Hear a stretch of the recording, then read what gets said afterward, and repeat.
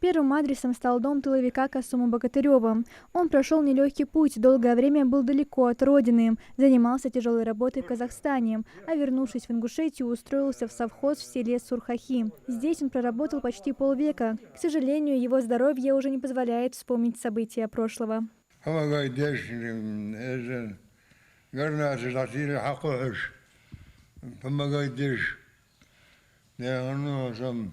О его нелегкой судьбе нам поведал младший сын ветерана. Его отец прошел тяжелый военный путь, пережил трудности послевоенного времени и оставил потомкам пример стойкости и мужества.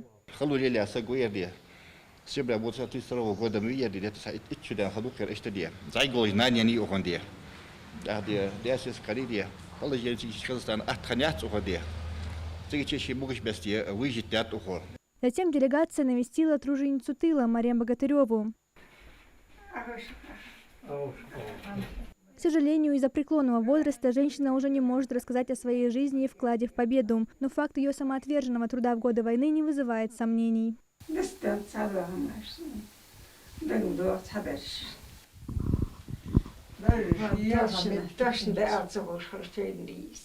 Последняя встреча стала с Либихан Измайловой, вдова Хусейна Измайлова. Она немного рассказала о ее жизни во время депортации.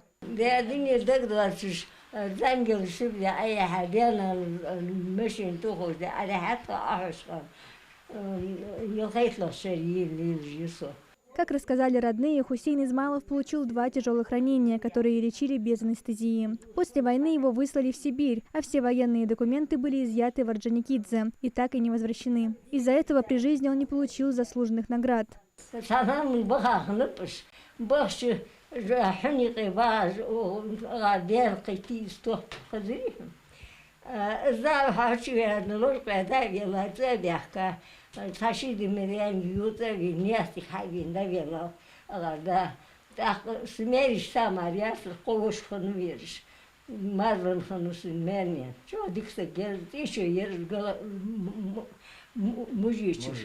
Мы сегодня посещали тружеников тыла и вдов ветеранов Великой Отечественной войны. Передали им продовольственные наборы в виде сахара, муки, круп, чая, масла. А также передали юбилейные медали, приуроченные к 80-летию Победы в Великой Отечественной войне.